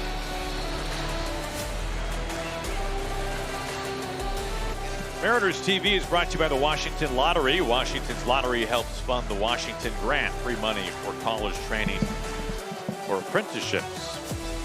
Final game here in Arlington. Our Northwest Chevy dealers driving the game. How about Rob Refsnyder taking one away? Watch how his feet are like running in air, just to give him a little more oomph to get up that wall. Brian Wu loves the effort.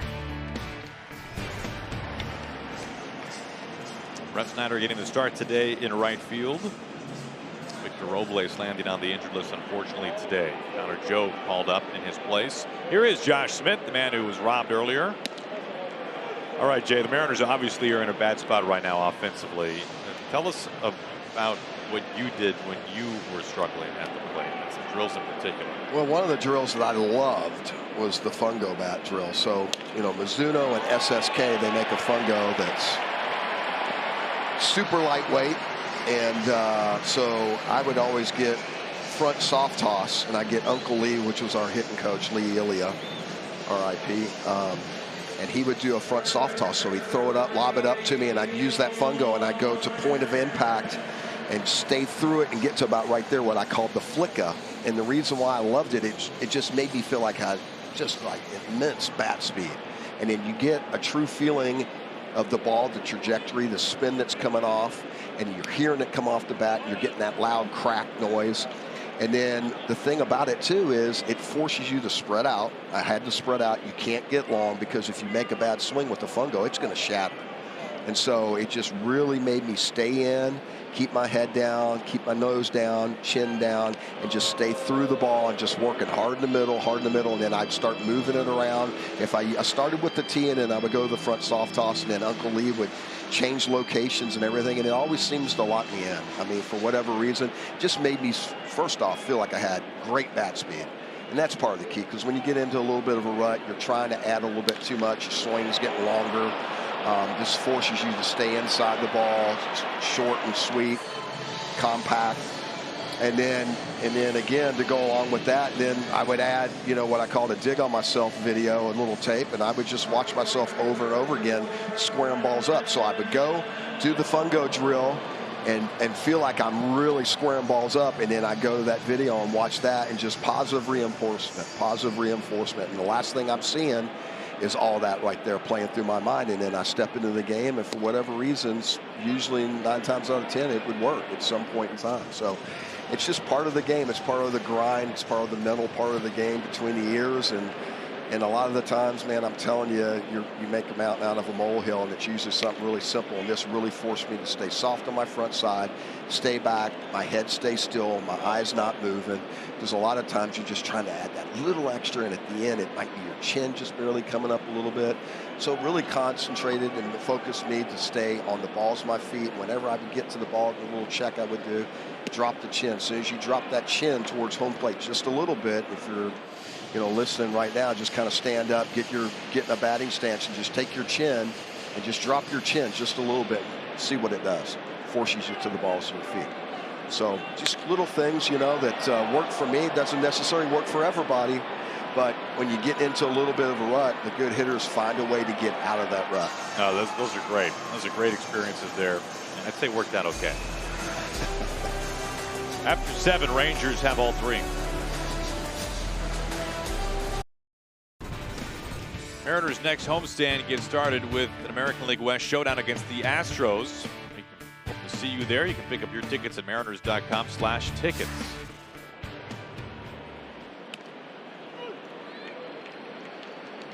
The Astros for 4, so it's not going to get any easier. Stay hot, Mitch. Come on. 0-2. One of the many lefties for the Rangers, Jalen Beeks, getting loose inside their bullpen. Crawford due up next. Second inning of work for Curvelo.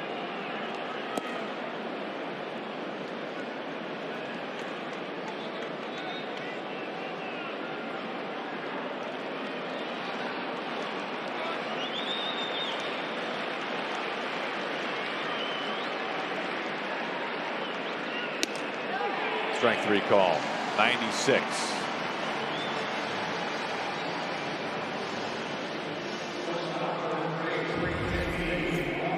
He goes slider, slider, slider to start him off, and then all of a sudden comes back with the four-seam fastball at 96.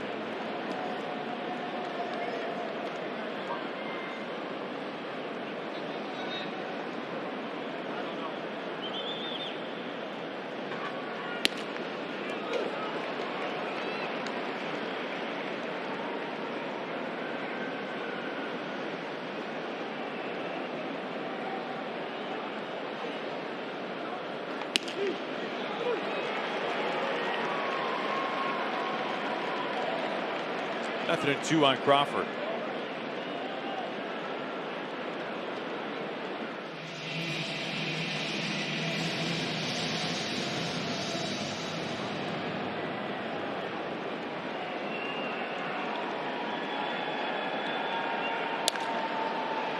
scoops this into center field. Carter heading back well in front of the warning track. 2 down.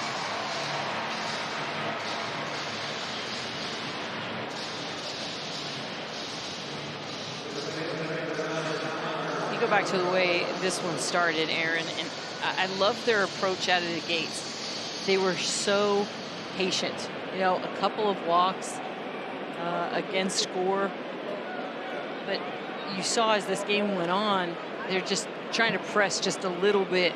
And we talk about it all the time, Jay. Hitting's hard enough when you just stay in the zone. When you go outside that zone, it's going to get infinitely harder.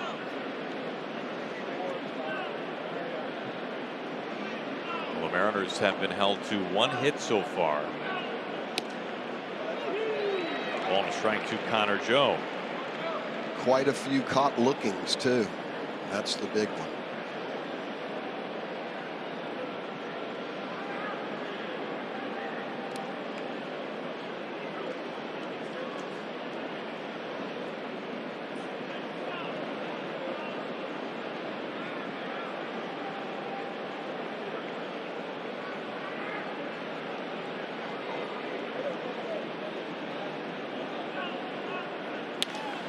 Jammed him. Jansen can't get there. Yeah, the Mariners 2 hits in game 1. If the Mariners get shut out today, they are down to their final 4 outs. They would score a total of 3 runs in 3 games in this series. In games like this and stretches like this puts undue pressure on this starting pitching because you're feeling like you got to be perfect. You know, you feel like you can't give up anything. I'm not saying that this pitching staff is feeling this right now. And we saw stretches of this last year. Pitching was so good. We saw other times where the offense really carried the team, but just haven't been able to get a whole bunch of complete games going yet. Not yet. Well, Felix knows all about that because that guy was one that would just seem like every time he was out there he was getting limited run support. These guys have stepped up. They motivate each other, push each other. So somebody on that offensive side's got to do the same thing.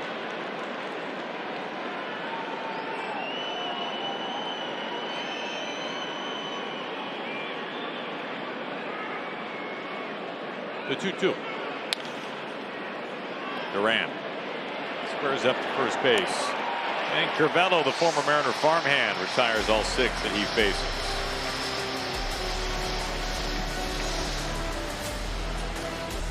This copyrighted telecast is presented by the authority of the Seattle Mariners and may not be reproduced or retransmitted in any form. And the accounts and descriptions of this game may not be disseminated without the express written consent of the Seattle Mariners. That's Harry, huh? Yeah. Harold Reynolds. We got to get you to voice one of those, Don. Can you do that in it? It took me about 15 takes. So, they only let me read it once last year. Once. I was so excited. well, do it again. guess They never what? let me. Yeah, Guess they what? never let me do it again. They're only going to let me read it once too, but it took me 15 tries. That was marbles. Gabe Spire has taken over, receives his flip, close play. Langford, a very good runner, but he is out at first base. That kid plays the game right there. He's busting it right there, and there is no room for error for that kid. He is smelling hit, or I'm going to make you pay. Reason why he was their offensive player of the year last year for the Rangers.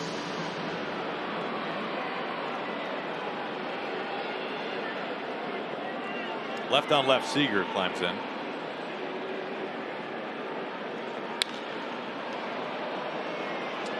Donovan chasing after this, and it's into the ground. Easy. It's not really a pocket for Ferrer and Spire against this Texas Rangers team. They're pretty much righty-lefty, righty-lefty. And that's the beauty of Gabe Spire is he's so good against both. I mean, the pocket he gets is righty-lefty, righty. But a tough lefty right here, and Corey Seager in the middle of it.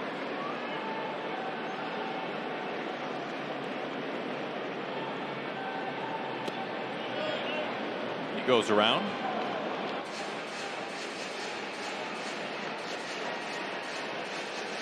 I'm in Dan's head right now. He's so mad.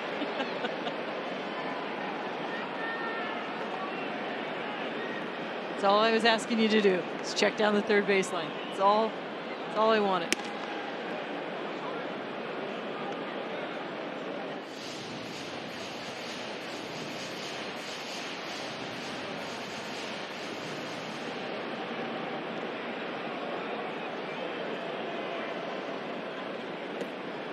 Seager swings and misses. Fire with the strikeout. Wow, that was dirty right there, because I tell you, Seager looks like he doesn't look bad very often up there. He always looks very comfortable, very squishy, and he just made him look silly right there. His slider's just no fair, lefty on lefty. You don't see him get out of the swing very often like that. That was 2 swings. That AB. Yeah, and even right-handed batters, I mean, they're just going to beat that into the ground. Like that right there. Berger goes around, strike 1. It's like, what can I do with that? Well, that's when you hear somebody in one of the crickets in the stands go, right on it.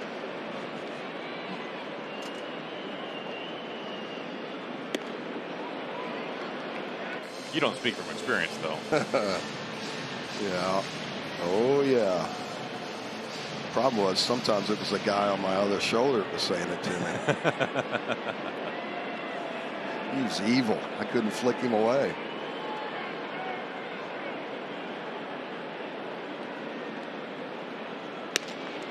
On 3 pitches, Berger strikes out. Spire in a very clean 8th inning. Mariners trying to avoid the 1-hit shutout. We go to the 9th. Mariners TV is brought to you by Virginia Mason Franciscan Health. Make a play for your health with the Mariners trusted sports medicine provider. And by Northwest Buick GMC. See your Northwest GMC dealer today. Closer by committee for the Rangers as we have reached the 9th. Cole Winn, he doesn't have a ton of big league time. This is parts of his 3rd season now in the major leagues. Does not have a major league save. Takes over to work the 9th. Faces 9-1-2 in the Mariners order. I was asking about the strategy for Skip Schumacher in regards to the closer for them, and they don't have one, as we've talked about many times so far in this series. And you look, and Tyler Alexander's got a couple of saves, and the only reason why he got him is because he was basically the last man standing at the end of the game, because that bullpen had been so taxed. But his mindset is, I'll get through the 7th and I'll worry about the 8th and 9th. Okay, I'll get through the 8th and then I'll worry about the 9th. And so far it's been working. It's a lot for a first-year manager. I'd be shocked if they didn't try to go get somebody. Into right field for a base hit. Young is aboard. As you saw Luke Raley getting sent to pinch hit, he bats for Refsnyder.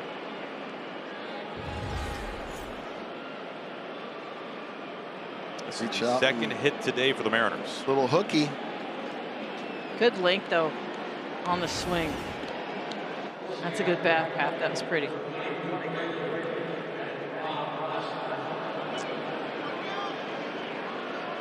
Mariners' first hit since the 5th.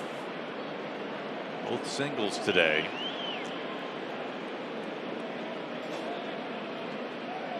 Well, things do get interesting here. It's a 3-run game, so that means the tying run is on deck for the Mariners, and it's the top of the order. That means that Cal Raleigh is due up next. I like where you're going with that. Positive vibes.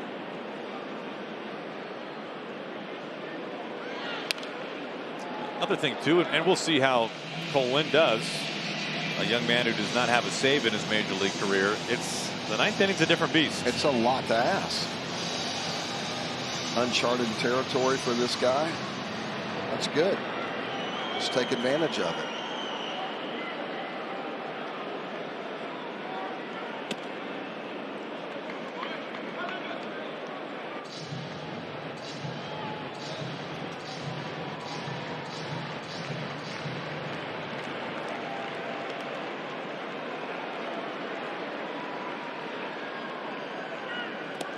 In the dirt. 2 balls, 2 strikes to Raley. The more the pitches add up, the tighter it gets. Naylor a day off today.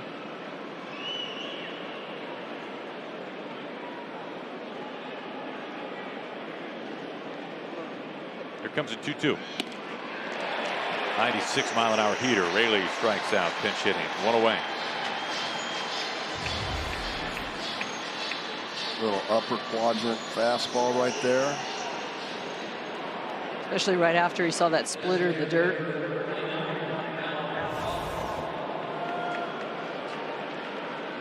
Tough to get it back up to the top floor. Here's Cal with 1 out and 1 on.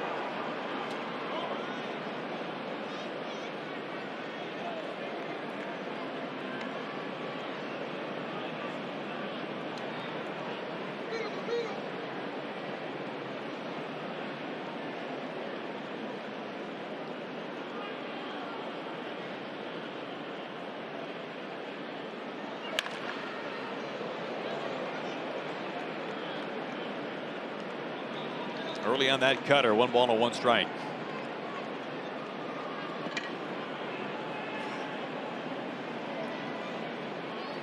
Cal connecting with his first home run of the year in game 1 of this series off of DeGrom.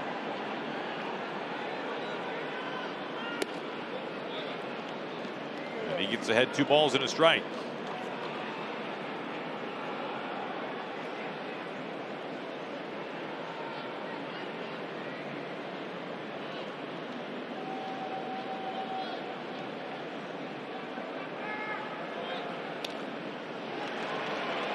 Fouled at the plate. Count evens. Pulled the string on him, huh?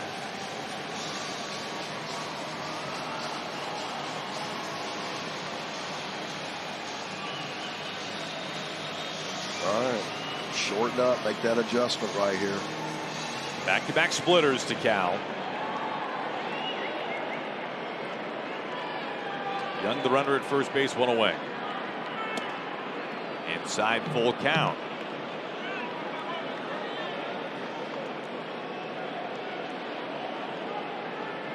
First real velocity that he's seen in this at-bat. And Cal calling time.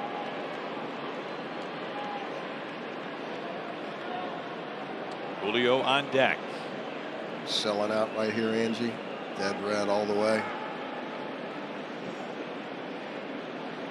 I like it. Cracked towards the gap. Left center field. And it's caught there by Langford.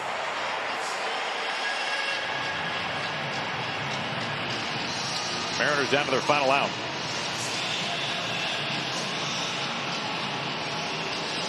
Mariners are on the brink of being shut out for the 2nd time on this road trip.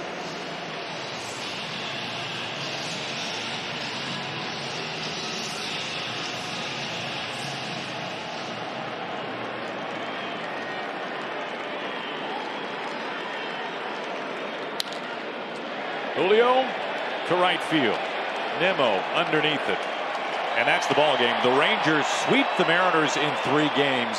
An incredibly disappointing opening road trip of the season. For as excellent as the pitching has been, the offense has been the exact opposite.